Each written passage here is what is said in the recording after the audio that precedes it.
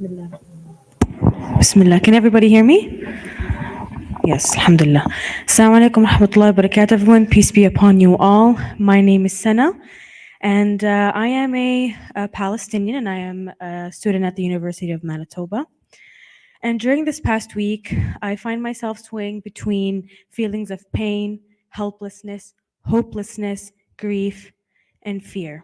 With my parents and my siblings currently in Palestine, not a second goes by without me thinking and worrying about them and their safety.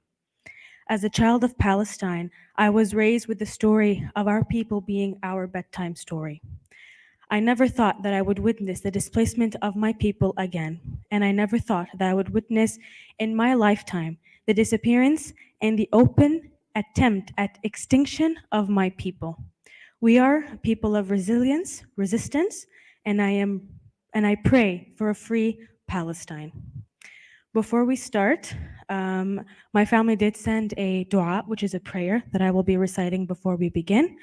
I will recite it in Arabic, and then I'll recite it in English, and then hopefully we will continue the program through then.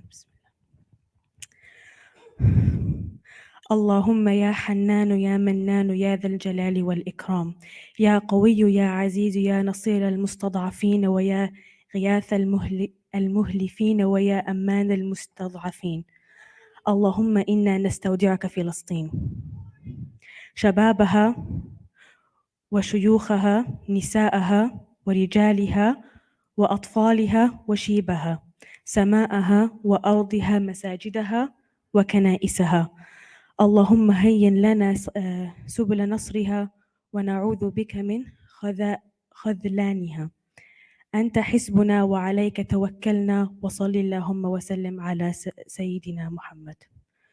O Almighty Allah, O glorious, mighty Lord, you are the aid of the oppressors and the support of the weak and the safety of those in fear.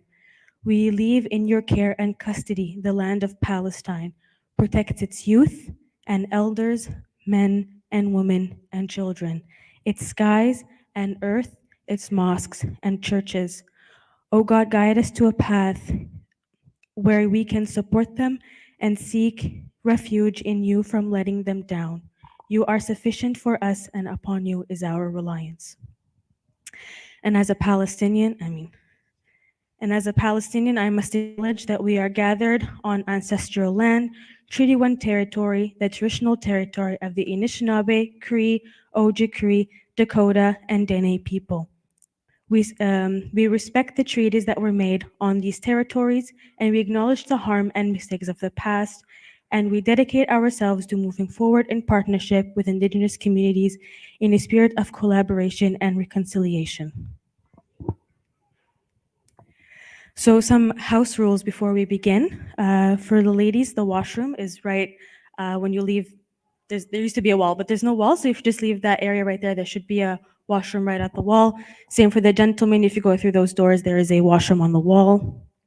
Exits are same way you guys came in. There's an exit for the ladies on that side and for the men on that side. You can also exit through the gym. There will be a time for questions. They will be at the end. So please, we have papers and pens. You can write your question if you are not comfortable. And if you are comfortable, you can raise your hand and ask a question. Please indicate if you are writing or asking a question to whom the question is indicated to. And please, please no statements. We only have time for questions today. For the speakers, today we'll have 5 to 7 minutes. I will be guiding you guys along, letting you know when you have 2 minutes, inshallah. And when you are finished, unfortunately, I will have to cut you off at 7 minutes. So for the agenda today, we're going to get a quick debrief and context of what is going on in Palestine. And then we will also have one of the speakers telling us what we can do as a community and as individuals. We will have 2 people from our community who are of Palestinian descent and root, who will be sharing some personal accounts with us. We will also have a psychologist giving us some coping strategies for this time of crisis, and a dua, which is a prayer at the end, inshallah. We are hoping to be finished by around 8:05 because there is a prayer at 8:15. So we need to give time for us to clean the area and for people to make wudu and prepare for salah. So our first speaker will be giving us a quick context or debrief of what is going on in Palestine. Give me a second. There we go. Dr. Yusuf Sufi is an expert and author on Islamophobia. He is serving as MIA's Islamophobia committee, and I'll pass the mic to him. Auntie Shahida go first? Okay. We'll actually change of plan. We're going to have Auntie Shahina go first. She'll be describing what we can do as individuals and as a community. Auntie Shahina has mashallah, very extensive bio and background. So just to name a few things, Auntie Shahina Siddiqui has a bachelor. Come on, I have to. She's important. أعوذ بالله من الشيطان الرجيم بسم الله الرحمن الرحيم Assalamu alaikum wa rahmatullahi wa barakatuhu. Peace be to all of you. I never thought that we would be having a gathering like this again in Winnipeg. But unfortunately, this is what is the reality of the world today. All of us are grieving for the loss of lives of both in Palestine and Israel, innocent civilian lives, including hundreds of children in this latest escalation of violence in this troubled land. Our Prophet, Sallallahu Alaihi Wasallam, Prophet Muhammad, peace be upon him, stated to us, stand up for justice, even if it be against yourself, your kith, your kin, because Allah knows what's in our hearts. So today we are gathered here not to play politics. We are gathered here to heal, to be with each other, to listen. For the last 5 days, my phone hasn't stopped ringing from community members, from parents, from across Canada, who are once again in the thick of Islamophobia, anti-Palestinian, anti-Arab harassment, attacks, name-calling. And so we meet here because we want to be able to have a space, place, safe space, where we can talk to each other, where we can ask questions. But the one question that is coming over and over again to me is, what can we do? What can we do? Because it seems like no matter what we say, even in the deepest anguish, knowing that our families back home are suffering, we have to watch our words, because we will be labeled. And this is a fear that is running through our communities, our leaders, our families. So we need to find a way how to express our feelings, our pain, our anguish in words and in relationship with our allies, so we can turn this tide that is consuming us. Hate towards anyone is not acceptable. But we should have freedom in this democratic country as Canadian Muslims, Palestinians, and Arabs, and all other marginalized communities, to be able to have the freedom to say what we feel, to give an alternative worldview, to expect from our leaders that they will listen. But the one-sided narrative that is now taken hold needs to be addressed, but the question is how. First, of course, is for us to come together, all Muslim organizations, all Muslim denominations to come together. We have to stand with our Palestinian brothers and sisters, but we also have to stand with the civilians in Israel who have lost their lives, especially the children, because these are human souls. The decisions of our leaders who have been causing this and the history should not take away our compassion, because Prophet Muhammad, peace be upon him, when he conquered Mecca, forgave general amnesty. And he's the example, he's the mercy to humankind. Sallallahu Alaihi Wasallam. So let's keep those things in mind. So now how do we go forward? Education. Those of you who want to come forward and help us, then you have to get some education in how to do this work. I'm talking to organizations across Canada, and I'm telling you the burnout rate is very high. We are burning out because of the impact and the pushback that we are receiving. So first and foremost, parents, if you are parents here, go to your school, ask for a meeting with the principal, and express to them how concerned you are about the mental health of our children, of what young people cannot express or process, but what they are hearing is hate. So how do we help them through this? And it's not just happening in schools, it's happening on campuses. The cases that I'm documenting right now, and to the extent I did not see after 9/11. This is one level up. So I know I'm short of my time, and maybe I can wrap up at the end to give you concrete steps that we are going to be taking, inshallah, on both locally, nationally, and hopefully internationally. Thank you.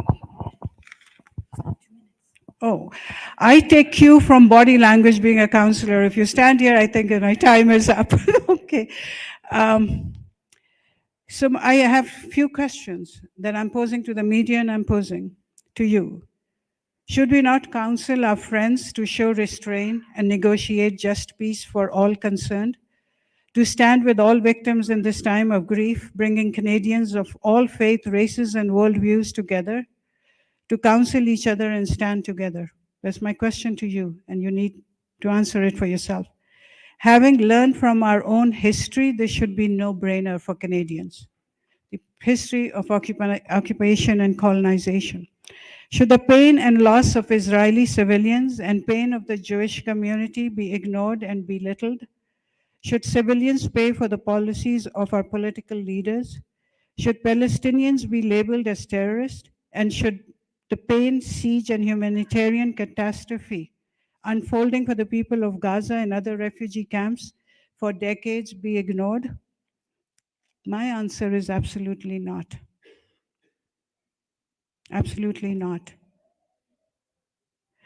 I understand in this time of grief and anger or loss of lives, to stand and honor our mutual prophetic traditions for justice and peace will be difficult and heart-wrenching, but we must do it. There is one verse in the Old Testament, in the New Testament, in the Torah, in the Quran, which is exactly the same, which states, "O humans, if you take one innocent human lives, it is as if you have taken the life of entire humanity. And if you save one human life, it is as if you have saved all of humanity." All of us are not living up to it. We can analyze the history, we can learn from history, but we are not paying attention to history. So we need to do that, first individually, so that we can pass this to our children. So my brothers and sisters, today we have a choice. Do we want to be an example for our children and our grandchildren? We can choose today if we set an example of mercy and peace for our children, or we will continue to play politics of division, violent rhetorics. It is our choice. We can rise above all this that's going on, or we can succumb to it. As Muslims, we have to be an example of humanity, of mercy.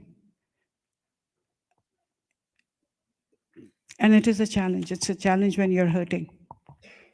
But let's find a way to be an example to Canada that in spite of everything and our pain and our anguish and the horrible statements coming out, one-sided statements from all over, that we can show you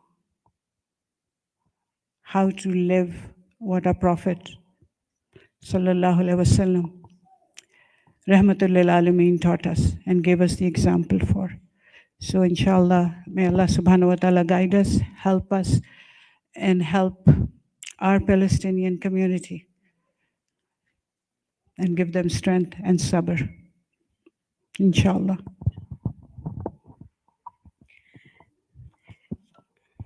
Thank you so much, Auntie Shahina, for that.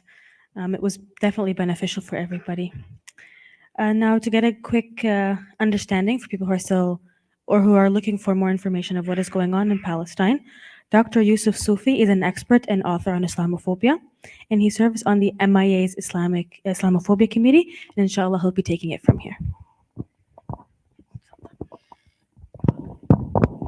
Bismillah ar-Rahman ar-Rahim. Assalamu alaikum, everybody. I've been asked today to flesh out the context in which we find ourselves. And to be blunt, the situation in Gaza is dire. Gaza is 365 square kilometers. To put that in context, that area is smaller than Winnipeg, and significantly so. 2.4 million people live in that cramped area, unable to leave. Among that population, about 1 million are children. This population has been without water, food, fuel, and electricity since last Wednesday. It has been subject to a relentless bombing campaign. Gaza has been bombed before, but eyewitnesses and pictures show that the intensity and scale of the bombardment are unprecedented. Residential blocks have been completely leveled to the ground, and innocent civilians have been burnt by white phosphorus.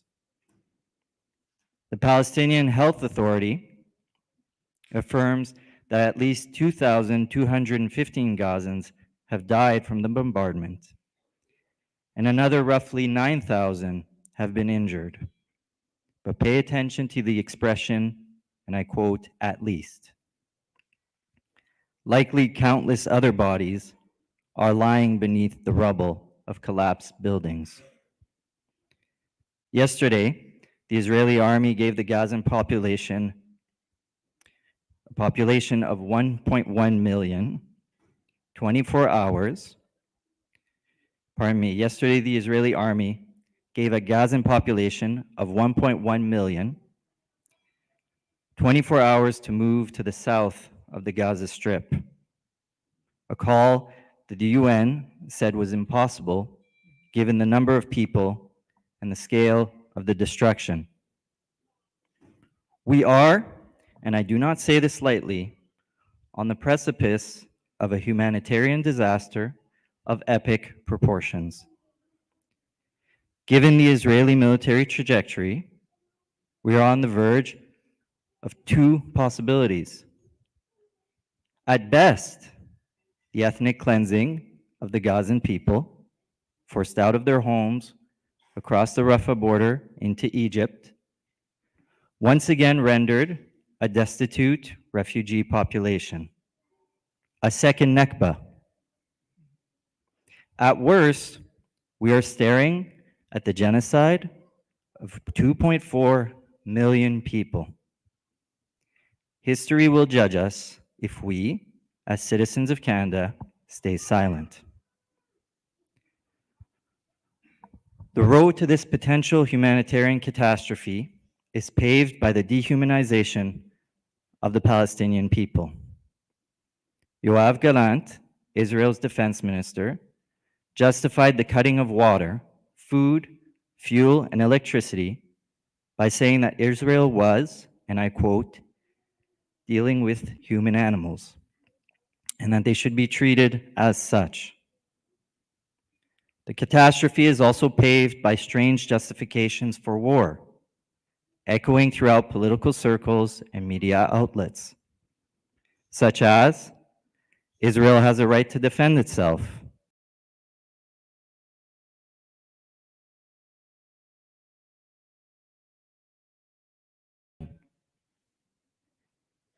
these statements are meant to mask a fundamental truth that none of us should ever doubt, placing in jeopardy the lives of 2.4 million people, bombing their homes, bombing their schools, places of worship, hospitals, depriving them of water, food, electricity, and fuel can never, ever be justified. History will judge us if we stay silent. It is difficult to speak right now. Not since 9/11 have we seen this level of silencing of diverse viewpoints in the public sphere. Not since 9/11 have we seen such political and public consensus over military action. Not since 9/11 have we seen such tolerance for civilian deaths. In the media, Palestinian symbols are being equated with Hamas. Expressions of solidarity with Palestinians are being construed as sympathy with the murder of Israelis. My colleagues in the academy, eloquent Palestinian women, capable of expressing the pain and hurt of Palestinians, are being blacklisted by the media. Instead, we see pseudo-pundits on the Middle East, people who could never publish in respectable journals on the Middle East, drumming up the public's desire for war by speaking about Israel's long fight ahead in a region filled with imagined antagonists, players like Iran and Hezbollah, allegedly ready to pounce and destroy Israel in its speak. We must state boldly that the current Israeli offensive is in clear contravention of international law, collectively punishing 2.4 million people by cutting off their means of subsistence is a war crime, as the UN Human Rights Office has stated. The forcible transfer of a civilian population is against international law, as the International Committee of the Red Cross has stated. And we as Canadians must ask that governments and fellow citizens hold other states accountable to international law. The Palestinian-Israeli conflict is a difficult and protracted one to solve. But the solution to the current chapter of this conflict is not. We need the Israeli army to cease its military actions against Gaza immediately. We need to provide the Gazan people with humanitarian aid, and we need to begin the work of providing them with shelter as winter approaches. I'll just say one thing very quickly. My apologies, Senna. If my government gave any army the green light to imperil the lives of 2.4 million Israelis, I would ask you the same thing. I would ask of you the same thing today, to ask your government to uphold international law and work to stop the senseless loss of life. If our popular media gave scant regard to Israeli victims of violence, hostages, or Hamas rockets, I would tell you to contact the media and work to uphold the value of Israeli lives and security. But this is not our situation right now. We cannot allow our politicians, police, schools, and media to continue to make irresponsible statements that dehumanize Gazans and lead to more bloodshed, and although I don't have sufficient time, that also make our lives precarious here in Canada. So thank you, and I'm happy to answer questions afterwards.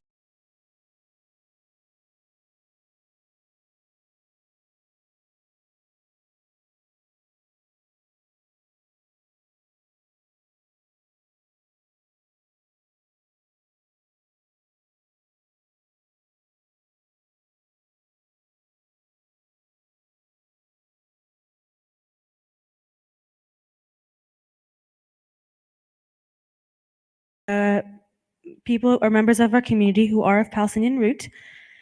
First, we will start with Sister Noor Hassanain. She is a Canadian Palestinian mother who came to Canada in 2006, and she has a diploma in business information technology. Assalamu alaikum, everybody. Bismillah ar-Rahman ar-Rahim. First, I would like to send my deepest condolences to the people who lost their loved ones.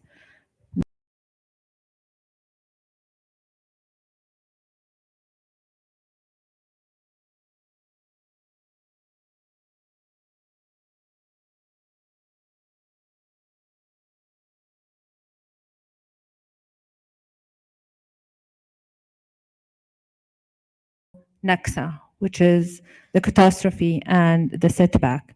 My mom, I lived, I know Palestine from my mom's story and my grandmother's stories, who told me about Palestine and what's the struggle they have back home. The story I heard from them are horrified and sad. We can't imagine the pain they went through. Even to this day, my mom cried when we talked about it. My grandparents left their home, hoping they will be back in a couple days. They left everything behind and ran away to save. Lived in a camp for 2 decades, yet alone they have another Nakba, which is the Naksa in 1967, and they had to flee outside the country for the same reason, safety. And 75 years later, history is repeating itself. However, we now see everything live. The ethnic cleansing, the genocide is going on, it's unbearable. Our hearts broken, yet the international community can't seem us to recognize our right to live in peace. We are people who love life itself and want to be happy. One of my dearest friends, she's a journalist living in Gaza. Now the situation is unlivable. More than 20 people in one room having the least amount of food and clean water to survive on. Yet we can't help due to the blockade from all sides. Please help the humanity, save the children, and save Gaza.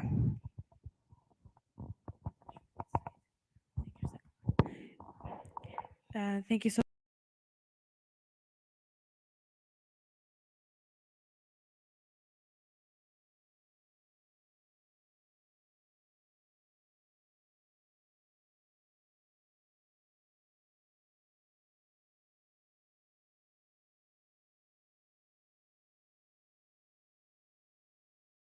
As you know, my name is Ramzi Azeed. I'm a Palestinian. Just want to give everybody a little update. As of a few hours ago, 2,215 people have been killed so far. More than half are children. So more than half of them are children, so under the ages of 18. So I do have lots of family in Palestine right now. Most are in West Bank. My niece is there right now, actually, with 2 of her children. They are trying to get her out of there safely, the Canadian government, but it's not really as easy as they say it is. She has to meet them at the Tel Aviv airport, which means she has to cross at least 2 checkpoints, which are completely shut down, and there's no way she's getting past them. So they are trying to work on that. I also have a nephew. His wife has family in Gaza. So 3 days ago, with 1 bomb, 44 of her family members were killed.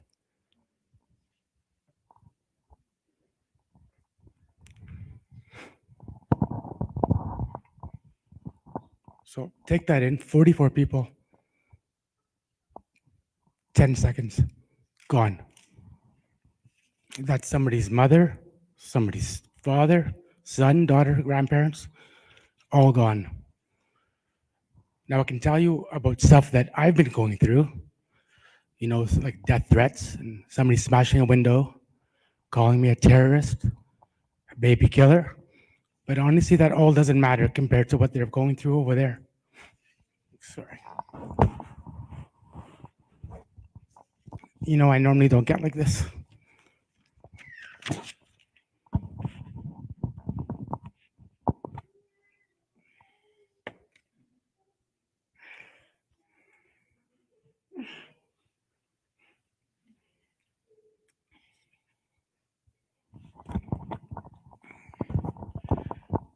Sorry. So I saw a video earlier today of a man in Gaza that I can't really get out of my mind. And so he says that we're crying in Gaza, not because we're scared, but because we're ashamed of the rest of the world for not speaking up. And we'll never forgive you if you don't let us be heard. So I think it's our duty to make sure that every one of their voices is heard. So just imagine living there in Gaza, half the size of Winnipeg, with 3 times the population, and they tell you a bomb is coming, you better move, and you have nowhere to go. Because when you're born in Gaza, you're basically born to die. And some of them, all they want to do is die in dignity. And that's all they hope for. Thank you.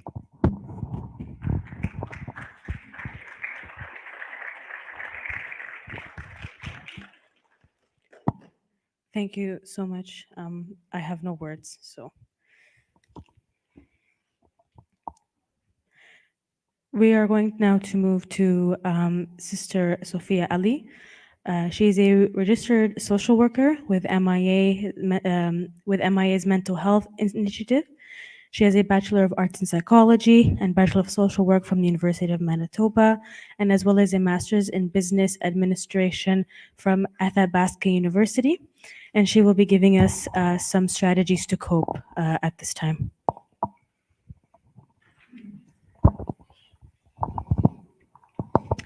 Assalamu alaikum, everybody. So I'm going to provide some information on coping and taking care of your mental health during this very difficult time. And I think the first thing that I need to acknowledge is that different people cope in different ways. So while some of these strategies may work for some people, they may not work for others. I also wish to acknowledge that we are in a place of privilege where we are able to utilize these strategies, and many people around the globe are unable to. So the first thing we need to do is to name the feeling that we are experiencing. And this can be challenging because sometimes we don't know what we are feeling. And it's a mix of feelings and a mix of emotions. But in our social work world, we say name it to tame it, which means that you need to be able to name it before you can address it. Sometimes sadness is not just sadness. It's there's feelings of frustration, disappointment, anger around that sadness. So feel the feelings and name the feelings. And sometimes we feel like maybe our feelings are not important, but I can tell you that your feelings are very important. They are there for you to recognize and for you to acknowledge. So start with that. You can feel anxious and upset for yourself and for others, or even have mixed feelings. Dismissing our emotions never actually makes them go away. Don't dismiss them, but sit with them, acknowledge them, think about them. And you may want to carve out some time in your day to just sit with the feelings that you have. Maybe at a time when your children are not around you, or after prayer is a great time to just sit there and reflect on these feelings. Acknowledge how it's affecting you. We carry our trauma, our feelings in different places in our body. For example, some of us may hold it in our shoulders. Take care of those parts, right? Get a nice hot shower, use a heating pad, whatever you need to do to take care of your body. Make sure you get enough sleep, some good nutrition, get to the gym if you can. Alhamdulillah, there's no snow in Winnipeg. That's a blessing for us. Go for that walk. Take a friend with you. Engage in calming activities. Getting outside in nature itself is a form of stress reduction. A walk, a jog around the block, going to the park with the kids, even if it's for 10 minutes, will be beneficial. Focus on self-care, whether it's reading a book, listening to the Quran, painting, gardening, having a warm cup of tea, again, a walk. Engaging in these activities will be beneficial and can provide a sense of accomplishment and happiness. Find what works for you. Be kind to yourself. If you're noticing persisting distress about learning after events, After you read the news, it may be beneficial to take some breaks from social media or news consumption. Put the phone away. Really, really hard to do, but for a few hours, put the phone away. Try to limit what you see before you sleep. Share your feelings and experiences with others. Reach out to friends, family, check in with them. Hey, how's it going? How are you doing today? Can get so far. Connect with social supports in your community where and when possible. Extend the same compassion to the leaders in our community who are engaged in this work day in and day out. And then further extend the compassion to the larger community, regardless of who they are. Many communities and individuals are triggered. Others are suffering. With us elevating our akhlaq, it demonstrates our strength and our kindness. Make a conscious effort to focus on the positive. Our brains are wired to zoom in on negative. So it's important to zoom out and look at the bigger picture, where and when possible. Not always easy, but it's important to focus on the spirit, courage, and resilience of people and how unity can inspire all of us to come together as a nation. Acts of giving and kindness create positive feelings and a sense of reward. They give you a feeling of purpose and self-worth while helping you connect with others. These acts help spread kindness in a world that needs this kindness and compassion. Reach out to your mental health services. Counselors can offer guidance and support to those suffering from PTSD, vicarious trauma, secondary trauma, compassion fatigue, and burnout, for example.